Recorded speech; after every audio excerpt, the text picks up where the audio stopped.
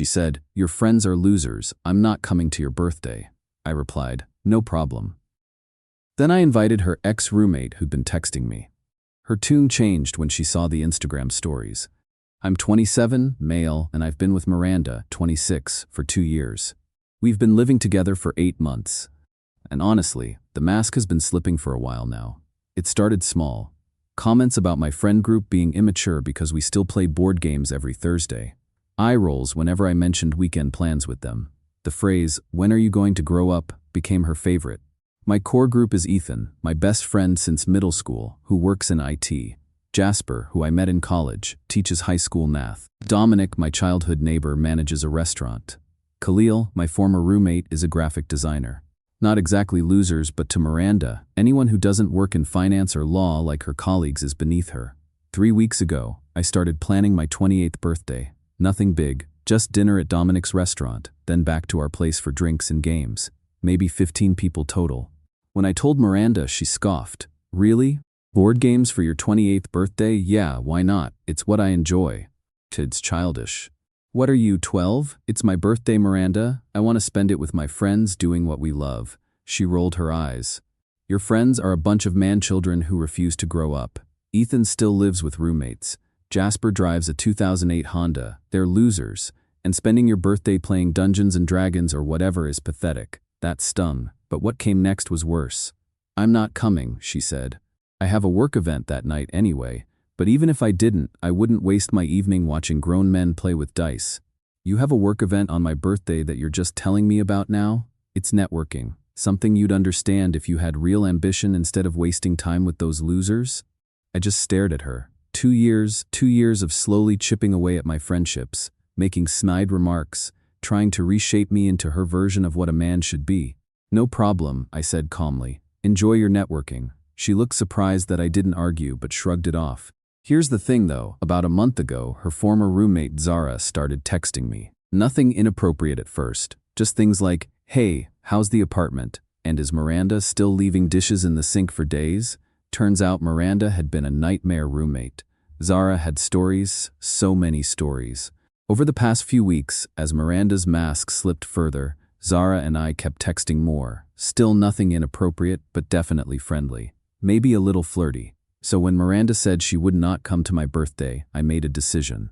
I texted Zara, "Hey, I'm having a birthday dinner Saturday. Miranda's not coming, has some work thing. Want to join? Fair warning, we're all losers who play board games." She replied immediately. "Wow, she's still on that? I'm 100% in. Can't wait to meet these legendary losers." The birthday arrived. Miranda left at 5:00 p.m. in her power suit, pecking me on the cheek like she was doing me a favor. "Try not to stay up too late playing your little games." Dinner at Dominic's restaurant was perfect. He'd reserved a private room and made all my favorites. My friends were there, along with a few others, and Zara, she fit in instantly. Laughing at Jasper's terrible puns, talking design with Khalil, even jumping into our running inside jokes like she'd always been part of the group. She wore a casual sundress, nothing fancy, but she looked happy, genuine, everything Miranda hadn't been in months. Ethan pulled me aside. "Dude, isn't that Miranda's old roommate?" "Yeah." "And Miranda's not here? Work event." He grinned. "Sure, work event." We moved back to my place for games and drinks. Zara crushed us at Codenames, teamed up with me for Wavelength, and when we played Telestrations, her drawings had everyone crying with laughter. Around 11 p.m., people started posting Instagram stories, just normal stuff. The cake Dominic made, group photos, videos of us laughing over Pictionary disasters. Zara posted a selfie of us holding drinks. Caption, "Birthday boy knows how to throw a party." My phone started blowing up. "Miranda, who the F is that girl? Why is she at our apartment? Is that Zara? Call me now." I ignored every message. We kept playing until 2000 a.m. When everyone finally left, Zara hugged me goodbye. "This was the most fun I've had in months. Your friends are amazing." "But they're losers," I joked. She rolled her eyes. "Miranda's an idiot. Happy birthday." She kissed my cheek and left. I was cleaning up when Miranda stormed in at 2:30 a.m., makeup smeared, clearly drunk. What the hell was Zara doing here? I invited her to my birthday, you know, the one you couldn't attend. "You invited my ex-roommate to spite me. I invited a friend who actually wanted to celebrate with me. How was your work event?" She stumbled. That's not the point. You deliberately what? Had a birthday party? Made sure someone showed up since my girlfriend thought I was too pathetic to celebrate with? You're trying to get back at me. No, Miranda, I'm just living my life with my loser friends who, by the way, all showed up, unlike you. She started crying, angry tears. This is about that stupid comment, isn't it? I was just being honest. Your friends are losers. Then why do you care if another loser joined us? She threw her purse at the wall and stomped into the bedroom, locking the door. Cool, couch it is.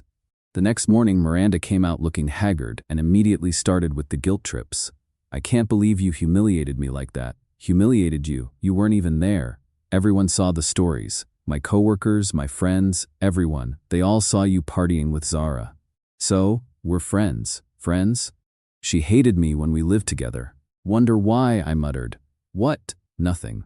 Look, you made it clear my friends are losers and my interests are childish. You skipped my birthday. I'm allowed to invite whoever I want to my own party. She switched tactics. Baby, I'm sorry about what I said. I didn't mean it. I was stressed about work. You've been saying it for months, Miranda. This wasn't a one-time thing. I'm trying to help you grow. Those guys are holding you back. From what? Being miserable at networking events, pretending to care about your coworkers' golf scores? She glared. From having a real future. But fine, invite my backstabbing ex-roommate, see if I care. She grabbed her yoga mat and stormed out. 20 minutes later, my phone blew up. Her Instagram story, a photo of her at brunch with her real friends, all posed, filtered, fake smiles. Caption, surround yourself with people who elevate you, not drag you down. Some of us have standards. Petty, but whatever. Then Zara texted, LMFAO, did you see what she posted? Girl is pressed. Yeah, she's big mad. Want to hear something funny? That work event she had? My friend Harmony was there, said Miranda showed up for 20 minutes, got drunk, and spent the whole time checking Instagram. Left with some finance bro named Trevor. I stared at the message. She left with someone. According to Harmony, they were pretty cozy. Everything clicked. The distance, the criticism, the contempt for my friends. She'd been setting up her exit strategy, making me the bad guy so when she eventually left for someone better, she'd be the victim, upgrading from her closer boyfriend. Thanks for telling me. You okay? Actually, yeah, everything makes sense now. That night, Miranda came home late, acting like nothing happened. But I noticed she changed her relationship status on Facebook to "It's complicated." I changed mine to "It's single." Miranda lost it when she saw. What the hell is this? She demanded, shoving her phone in my face. Accurate. We didn't break up. We did the moment you called my friends losers and skipped my birthday to flirt with Trevor. Her face went pale. I don't know what Harmony told you. She was at your work event, saw you leave with him. The tears came instantly. It wasn't like that. We just shared an Uber. To where? Silence. That's what I thought. We're done, Miranda. You can stay until you find a place, but we're over. She exploded. You're seriously breaking up with me over one comment about your stupid friends? No, I'm breaking up with you because you're a snob who's been emotionally cheating while trying to make me feel worthless. Emotionally cheating? You invited my ex-roommate to our apartment, to a party with 15 other people after you declined to come? She grabbed her phone, furious, typing. 5 minutes later, she shoved the screen at me. A Venmo request for $1,847. What the hell is this? My half of everything I've paid since we moved in. Utilities, groceries, the couch, the TV stand. If you're kicking me out, you're buying me out. Miranda, we split everything equally. You don't get a refund on living expenses because we broke up. Then I'm not leaving. Fine, but I'm living my life, and that includes having my friends over whenever I want. She smirked. We'll see about that. The next 3 days turned into psychological warfare. She blasted meditation music at 3,000 a.m. for her anxiety. She'd cook elaborate meals using all my groceries, then leave the dishes. She'd have loud phone conversations about how some people just can't handle successful women and how hard it is dating down. But the real escalation came Thursday, board game night. She texted me at work, having some friends over tonight. Hope that's okay. I knew it was a trap, but I didn't care. Cool, my friends will be here at 7,000 for game night. Perf, mine too. I got home at 6:30 to find she'd completely rearranged the living room. Our gaming table was shoved against the wall, and she'd set up a wine tasting station. What's this? Oh, I'm hosting a wine and philosophy discussion. Very intellectual, you understand. 7 of her most pretentious friends showed up right at 7. the kind who unironically discuss Proust at parties and judge you for drinking beer. Then my friends arrived. The tension was immediate. Her group took over the living room, loudly discussing pedestrian entertainment and the death of sophisticated socializing. Ethan looked at me. I shrugged. Bedroom. We moved the game to my room. We could still hear Miranda's group. Fake laughter, snide comments loud enough for us to catch. Some people never evolve past college. It's actually sad. The Arrested Development. My ex used to play video games. Thank God I upgraded. Then Zara showed up. I'd invited her but forgot to warn her about the situation. She took one look around, walked straight past Miranda's group, and joined us. This reminds me of when she'd host networking sessions at 2000 a.m. during finals week. Miranda appeared in the doorway. Zara, how unexpected. Hey Miranda. Still pretentious, I see. Still bitter about being a failed artist, I see. Zara laughed. I make 6 figures doing what I love.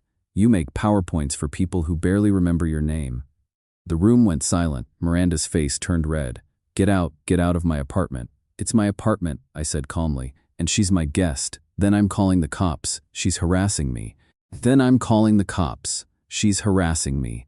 Please do, explain to them how someone sitting quietly playing board games is harassment, while you're hosting a party specifically to disrupt our weekly tradition. One of Miranda's friends, clearly uncomfortable, suggested they go to a wine bar. They all filtered out, but not before Miranda grabbed an entire bottle of my wine. For the emotional distress, she hissed. After they left, Dominic shook his head. Bro, she's lost it. 2 more weeks, I said. She'll find a place by then.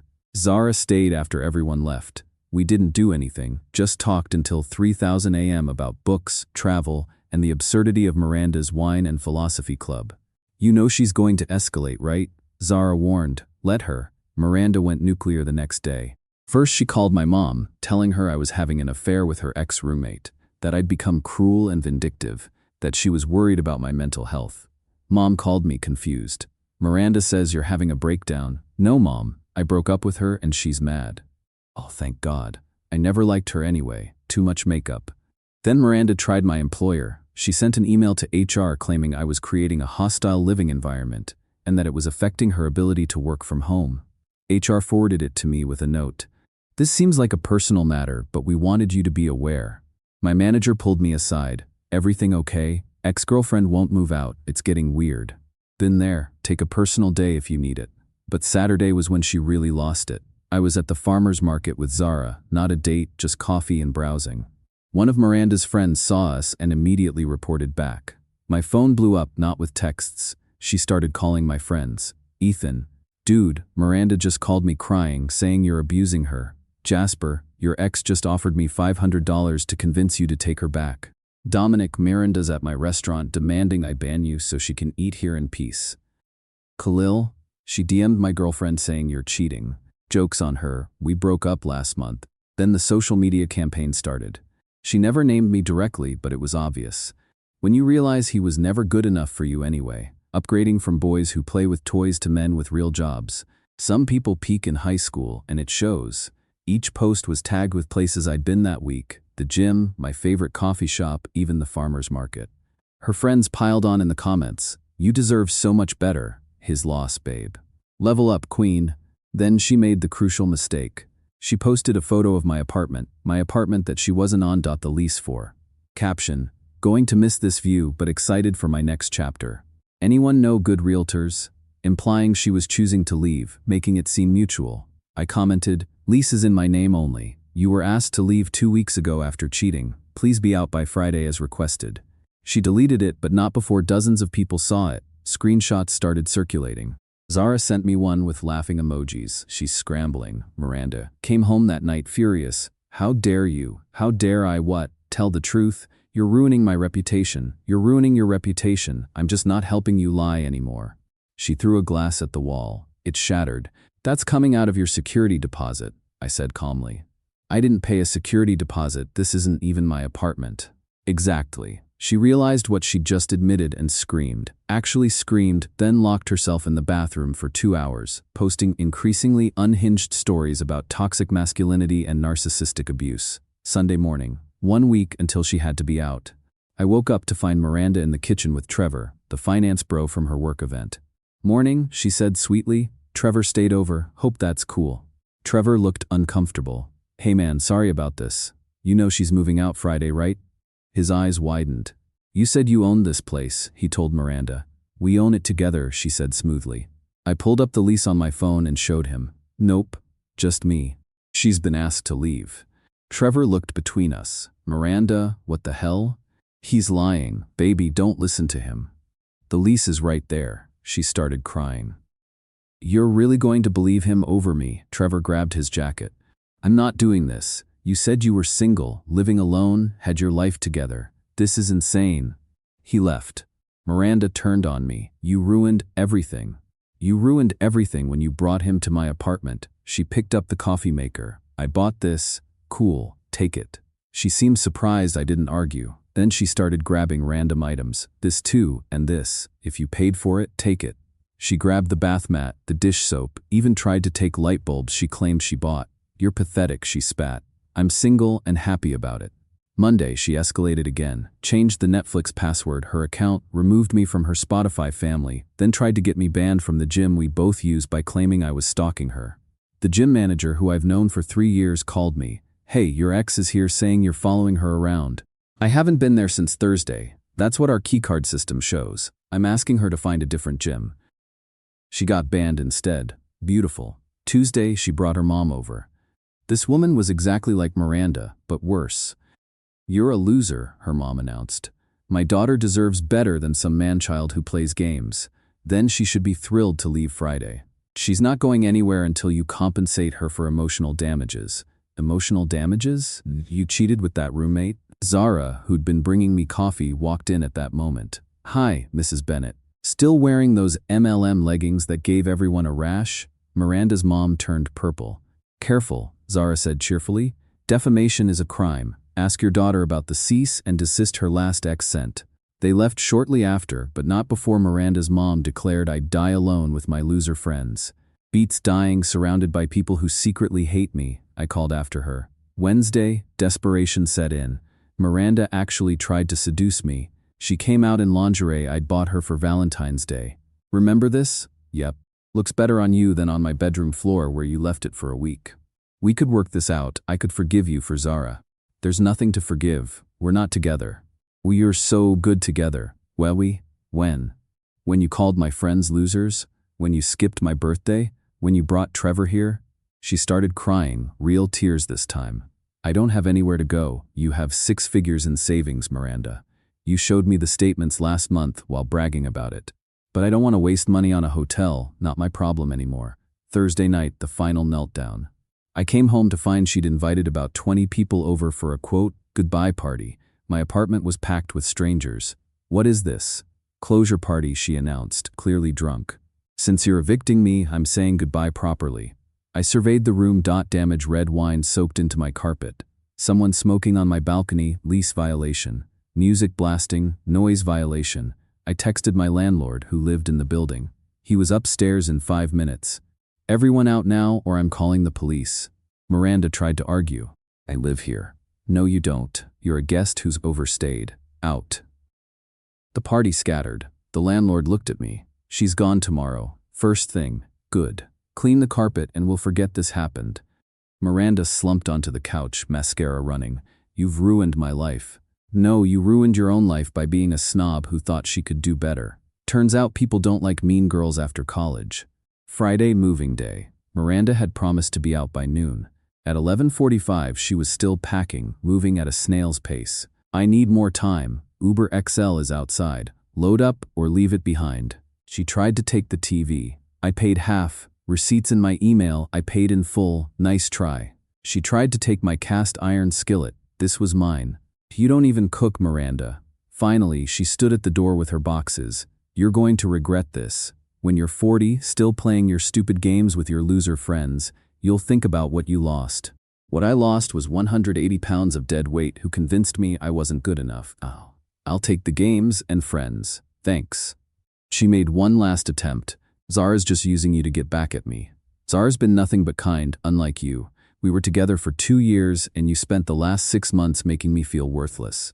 Time doesn't equal quality. The Uber driver honked. She grabbed her boxes and left, but not before one final shot. You'll never find anyone like me. That's the point. She slammed the door.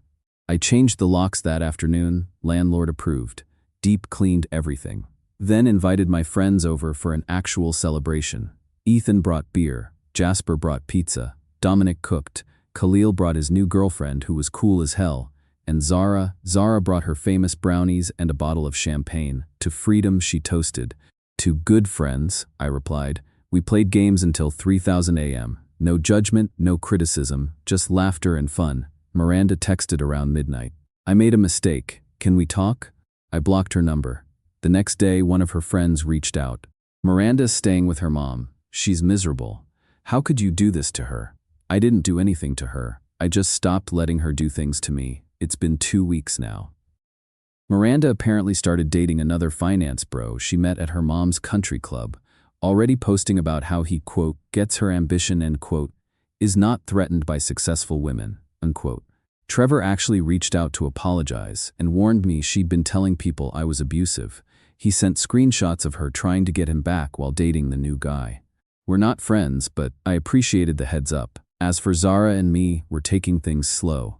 Turns out having someone who actually likes your friends, shares your interests, and doesn't think you're beneath them is pretty nice.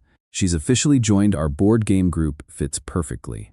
Last night, she was over watching a movie and said something that stuck with me. You know what the ironic part is? Miranda spent so much time calling your friends losers, but she's the one who lost. Lost you, lost her reputation, lost every friend who saw through her BS. Meanwhile, you're surrounded by people who actually care about you. She's right. I've got friends who show up. A potential relationship with someone genuine, a peaceful apartment, and 0 people in my life who make me feel less than. Miranda was right about one thing though. I'll never find anyone like her again. Thank God for that.